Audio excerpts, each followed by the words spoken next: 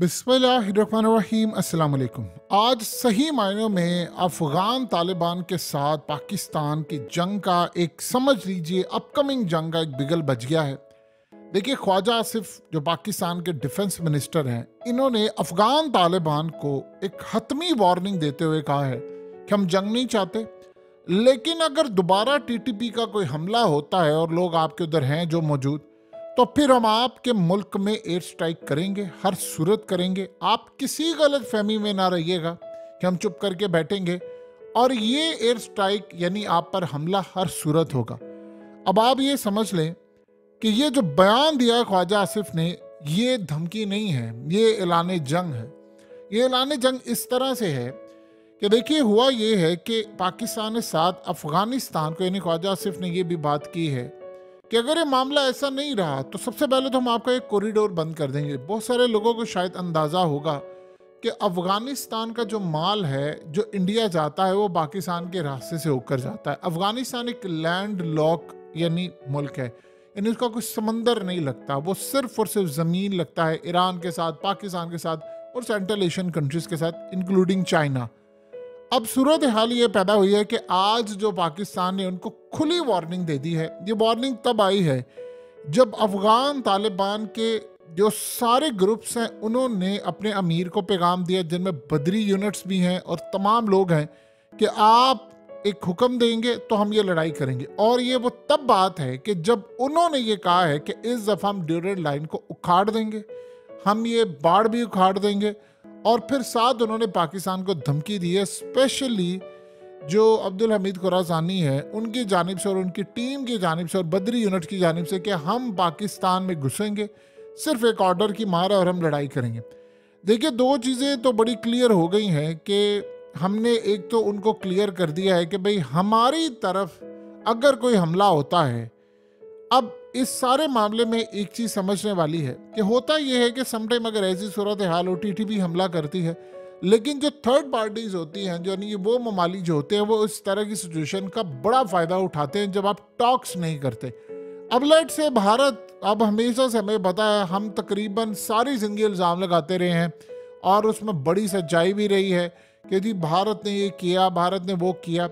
होना ये चाहिए था कि ये बात बिल्कुल सच है कि जिस तरह अफगानिस्तान में टीटीपी के ठिकाने हैं, रॉ के भी ठिकाने, जाहिर सी बात है इंडिया में है, हमें इंडिया भी स्ट्राइक करना चाहिए था ताकि हम भरपूर जवाब देते और टीटीपी की जरूरत ना होती और अफगानिस्तान को भी पता चलता।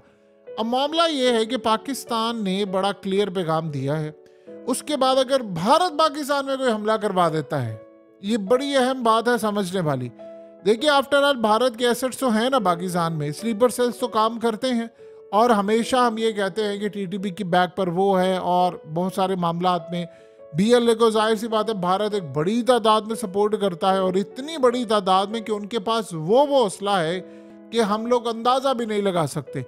यानी आप ये सोचो कि हमारी सिक्योरिटी फोर्सेस पर हमले करते हैं। अगर इस सारे सिनेरियो में भारत एक हमला करवा देता है और इस सारे मामले में हम कहते हैं कि जी ठीक है, हमला हुआ है, और भारत हमला करके एक माहौल ये बना देता है कि जी ये टीटीपी की जानिब से अफगानिस्तान, वैसे तो टीटीपी की बैक पर वो हमेशा से रहा ही है, अमेरिका भी रहा है, इसमें कोई दो राय नहीं है। ये बिल्कुल इसी तरह रहा है जिस तरह आप ये समझ लें कि हालिया यानी ईरान ने, रशिया ने बड़ी खुलकर ये बात की है कि दाइश की बहुत सारे हमलों के पीछे अमेरिका का हाथ है, और ईरान ने तो बड़े खुलकर कहा है कि अमेरिका और इसराइल दाइश को पालते हैं।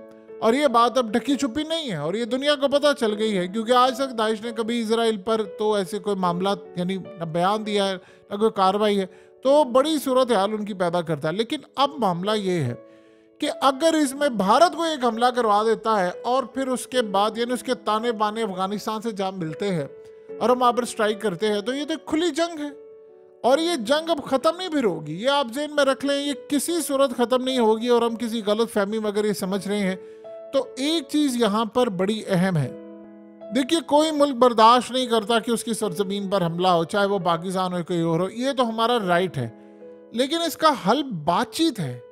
अगर आप ये सोच लें ना कि थर्ड पार्टी कोई भी मुल्क आप पर हमला कर देता है और हमला करने के बाद आप उस मुल्क पर चढ़ाई कर देते हैं, तो वो तो जंग के लिए तैयार है। इस दफ़ा वो कह रहे हैं कि अगर आपने हमारा रास्ता रोका तो हम ये बॉर्डर ख़त्म करने के लिए आएंगे। यानी ये देखें कि दो चीज़ें यहाँ पर समझने वाली हैं। जब आप अगर लेट से हम इंडिया से हमारी जंग होती है तो पाकिस्तान में इंडिया के कोई सिंपथाइजर नहीं है, यानी इंडिया के हमदर्द नहीं बैठे हुए, न्यूट्रल पोजीशन लेने वाले ये होंगे कि भाई ठीक है जंग बंदी होनी चाहिए। वो सारे ही चाहते हैं कि भाई लड़ाई ना हो, जंगों से फ़ायदा नहीं होता। अफगानिस्तान का मामला बिल्कुल अलग है और ईरान का मामला बिल्कुल अलग है। अगर कभी हमारी ईरान के साथ जंग होती है तो पाकिस्तान में करोड़ों की तादाद में ईरान के हमदर्द हैं, यानी ईरान से हमदर्दी रखने वाले बड़ी तादाद में हैं, और ये बड़ा एक मसला होता है जब आपके मुल्क में। इसी तरह सऊदीया की भी ये अच्छी खासी सपोर्ट होती है। इसी तरह सबसे अहम बात यह है कि अफगानिस्तान के साथ अगर हमारी जंग होती है तो अफगानिस्तान में एक बड़ी तादाद में, यानी केपीके के अंदर 7 करोड़ लोग हैं, और समझ लें उनमें 80% तो ऐसी अक्सरियत है जो अफगानिस्तान के साथ उनके ताल्लुकात हैं, रिश्तेदारियां हैं, बिजनेस है, कारोबार है, हमदर्दी है। अब उस जंग का पाकिस्तान में असर क्या होगा, और जब इस तरह की जंग छिड़ती है तो वो क्या मामला होता है, ये अब ढकी छुपी बात नहीं है। ये बड़ा एक अहम पॉइंट होता है कि जाहिर सी बात है फिर वो किसकी फेवर करते हैं, क्योंकि उनकी हमदर्दियाँ उधर भी होती हैं, उनकी रिश्तेदारियाँ भी होती हैं। तो ये मामला बहुत ही ज़्यादा हैरानकुन होता है। अब जब पाकिस्तान ने ये काम कर दिया है तो उन्होंने क्लियर कह दिया है कि आपका अब एक भी हमला ऐलान जंग होगा, यानी फिर उसके बाद ये जंग है, फिर हम ये वेट नहीं करेंगे कि हम यहाँ पर आकर कोई छोटा मोटा जवाब दे कुछ करें। जाहिर सी बात है, देखिए पिछले 3 हमलों में हमारी सिक्योरिटी फोर्सेस के कितने अहलकार शहीद हो गए, यानी हमने इतने जनाजे उठा लिए हैं, गवादर में उठाए हैं हमने। उस सारी सूरत हाल में देखिए मीर अली का मसला और इसके बाद डेरा इस्माइल खान, यानी आप सोचें कि यूने मिनट और आपको पता चलेगा कि कितने नुकसान हुआ है। लेकिन इस सारी सूरत हाल में अगर ये जंग शुरू हो जाती है तो ये समझ लीजिए कि मदर ऑफ ऑल वार जिसे कहते हैं ना, कि तमाम जंगों की माँ जो है वो सबसे बड़ी ये बन जाएगी पाकिस्तान के लिए। और इस सारी सूरत हाल में चाइना का अभी तक अगर आप स्टैंस देखेंगे तो वो खामोश है, और ये जो खामोशी है ये बड़ी ख़तरनाक है चाइना की जानिब से, यानी पाकिस्तान के लिए ख़तरनाक है। उसकी एक वजह समझिए। देखिए सबसे पहली बात है कि चाइना की इन्वेस्टमेंट है गवादर में, और वहाँ पर हमले हो रहे हैं, और वहाँ पर लगातार हमले हो रहे हैं, पाकिस्तानियों पर भी होते हैं, सिक्योरिटी फोर्सेस पर भी है, चाइनीज़ इंजीनियर्स पर भी हैं, और बड़े मारे गए हैं, और वो इस बात से खुश नहीं है। उन्होंने, आपको याद होगा कि ग्लोबल टाइम्स के एडिटर ने भी ये कहा था कि भाई आपसे अगर हैंडल नहीं होता तो बताएं, हम अपने जहाज़ और ये तमाम लेकर आकर खुद हमला करके जवाब दें उनको, दहशतगर्दों को। अब एक तरफ तो चाइना है, दूसरी तरफ चाइना ये देख रहा है कि भाई पाकिस्तान ने IMF को कमिटमेंट दे दी है कि भाई जो भी मामला होगा चाइना की कंपनीज को पैसे पे करने का वो IMF के थ्रू कर जाएगा, यानी जो बजट में जाएगा। चाइना इस बात से भी खुश नहीं है, जाहिर सी बात है, कोई भी मुल्क नहीं चाहेगा कि उसकी चीज़ें लीक हो। दूसरी जानिब आप ये देखिए कि चाइना के अफगानिस्तान में इस वक्त अरबों डॉलर्स की इन्वेस्टमेंट हो रही है, वो तेल निकाल रहे हैं, स्पेशली इलेक्ट्रिक व्हीकल जो गाड़ियां हैं वो तो मुस्तकबिल में सड़कों पर आ रही हैं, और जब वो सड़कों पर आ रही है तो लिथियम चाइना को चाहिए, और वो अफगानिस्तान से निकल रहा है। तो अगर दो ममालिक आपस में जंगे कर रहे हैं जहां दोनों में सबसे ज्यादा इन्वेस्टमेंट चाइना की है, तो जाहिर सी बात है चाइना तो दोनों साइड पर डूब रहा है। क्योंकि देखिए दो चीजें समझिए, अफगानिस्तान से हमारी जंग छिड़ जाती है तो ये बॉर्डर तो बड़ा ही गैर महफूज हो जाएगा, और फिर वो जंग पाकिस्तान में आएगी, और वो फिर किस पैमाने पर आएगी। TTP जाहिर सी बात है उस जंग को लीड करेगी, इसमें किसी को गलतफहमी नहीं होनी चाहिए कि जी अफगान तालिबान की जंग होगी तो TTP उसमें शमूलियत इख्तियार नहीं करेगी। नहीं, आप देखेंगे, देखिए पाकिस्तान का एक कंसर्न तो जायज़ है कि भाई इस सारे मामले पर TTP, आप देखें कि अभी उनके ये खुरासानी जो हैं, अब्दुल हमीद खुरासानी जो बदरी फोर्सेस के हैं, यूनिट के कमांडर हैं और पंजशीर के कमांडर हैं, उन्होंने तो ओपनली कहा है कि TTP हमारे साथ मिलकर पाकिस्तान के खिलाफ लड़ाई करेगी। तो ये बात ओपनली उन्होंने कही है।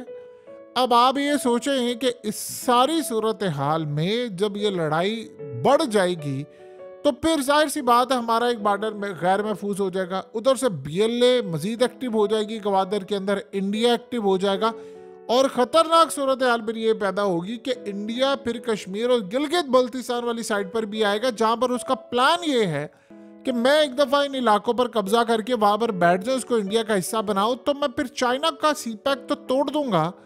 और फिर वो प्लान ये बनाकर बैठा हुआ है कि भाई मैं प्लान ये कर रहा हूँ कि उसके बाद चाइना के साथ जो मेरे बॉर्डर के इशू हैं, जो 4-5 दिन से फिर खड़े हो गए हैं, और चाइना वहां पर कह रहा है कि अरुणाचल प्रदेश हमारा है, ये साउथ तिब्बत है और ये है वो सारी चीज़ें वो कह रहे हैं। तो इंडिया में बड़ा शदीद गुस्सा पाया जा रहा है, अमेरिका ने भी इस पर कहा ये तुम्हारा नहीं है। तो आप यहाँ से अंदाज़ा कर लें कि जब ये सारी सूरत हाल पेश आ जाएगी तो क्या इस सारे मामले पर इंडिया इस अपॉर्चुनिटी को कैश भी नहीं करवाएगा। तो तीनों साइड से अगर देखें तो चाइना का बहुत ज़्यादा लॉस है। अफगानिस्तान में लड़ाई है, वहाँ उनकी इन्वेस्टमेंट है, वो लॉस है। पाकिस्तान में लड़ाई अंदर तक आएगी तो उनके खास तौर पर जहाँ पर इन्वेस्टमेंट है वो लॉस है। फिर उसके बाद इंडिया अगर गिलगित बल्तिस्तान और कश्मीर वाली साइड पर हमला करता है सी पैक को रोकने के लिए, वो लॉस है। तो इस सारे मामले पर जाहिर सी बात है चाइना खुश नहीं है। वो ये देख रहा है कि मामला काफ़ी हद तक ख़राब है, इनकी आपस की लड़ाई हो रही है। और देखिए दो चीज़ें, पाकिस्तान ने कहा कि हमने कोई सिविलियन नहीं मारा, अमेरिका ने कहा पाकिस्तान ने सिविलियन मारे हैं। उन्होंने कहा कि ये नुकसान हुआ है और साथ उन्होंने अफगान तालिबान को भी कहा कि आप ये टीटीपी को ज़रा कंट्रोल करें और ये काम ना करें। तो पाकिस्तान के वजीर दिफा ने आज बड़ा क्लियरली कह दिया है कि भाई आपसे कोई माफ़ी शाफी नहीं है, टीटीपी ने हमला किया हम स्ट्राइक कर देंगे, हम नहीं इंतज़ार करेंगे, हम फौरी तौर पर आएंगे और मार देंगे। अब उन्होंने कहा कि आप मार कर दिखाएं, फिर उसके बाद देखिए हम कैसी जंग छेड़ते हैं। तो ये तो दोनों अब ममालिक जो है वो जंग की तरफ चले गए हैं। और ये बॉइलिंग पॉइंट, इसको कैसे हम हल करें।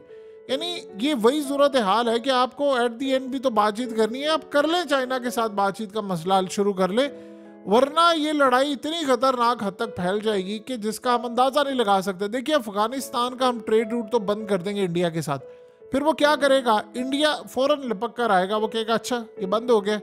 देखिए उसको क्या चाहिए, एक अंधा होता है उसको क्या चाहिए होती है, दो आंखें चाहिए होती है। इंडिया को क्या चाहिए, अपॉर्चुनिटी। वो कहेगा ठीक है हमें काम करते हैं कि चाह बाहर से आप माल भेजें, जो आने जाने का खर्चा होगा बल्कि हम वो भी बर्दाश्त कर लेंगे जो एक्स्ट्रा आ रहा है। तो इस सारे मामले पर इंडिया तो अपॉर्चुनिटी ढूंढेगा।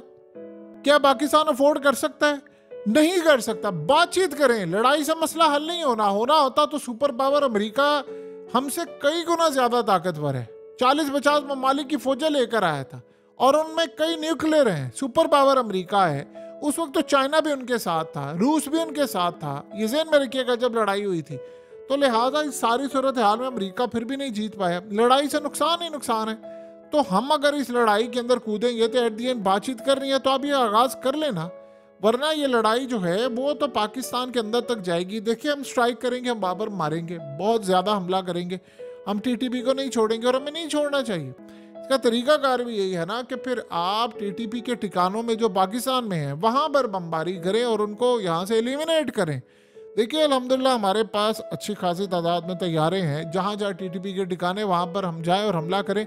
और यहाँ पर जो हमें बाड़ लगाई है उसकी हिफाजत करनी है तो उसकी सिक्योरिटी करें। आप ये सोचें ना कि अफगान तालिबान ने जो अपने जो यूथ हैं, जो उनके फाइटर्स हैं, जो नए भर्ती किए हुए हैं, जिनकी उम्र समझ ले आप 20 से लेकर तो 28 साल के दरमियान, अक्सरियत उनकी वो है जो अमेरिका के आने के बाद यहाँ पर आई थी।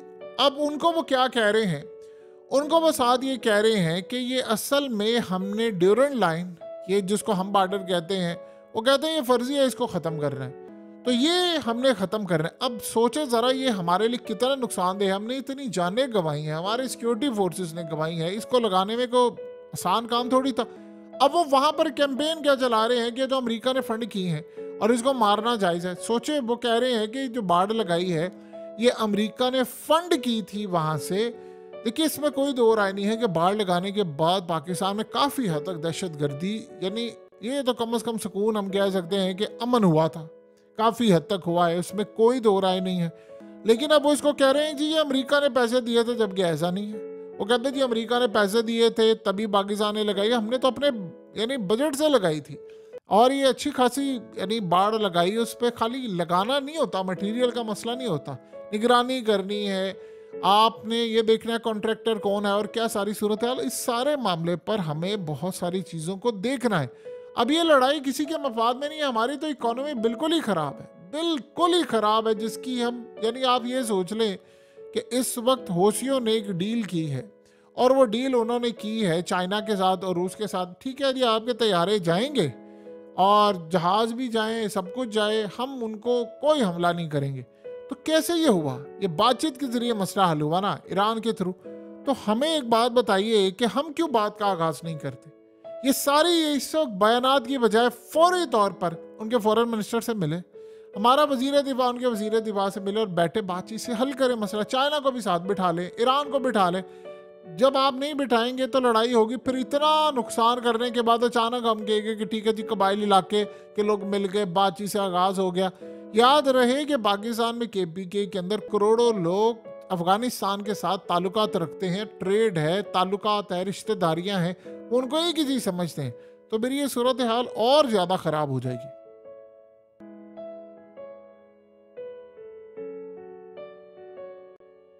हकीकत टीवी को सब्सक्राइब करना मत भूलें, वीडियो को लाइक करें, शेयर करें और कमेंट सेक्शन में अपनी राय का इजहार ज़रूर करें।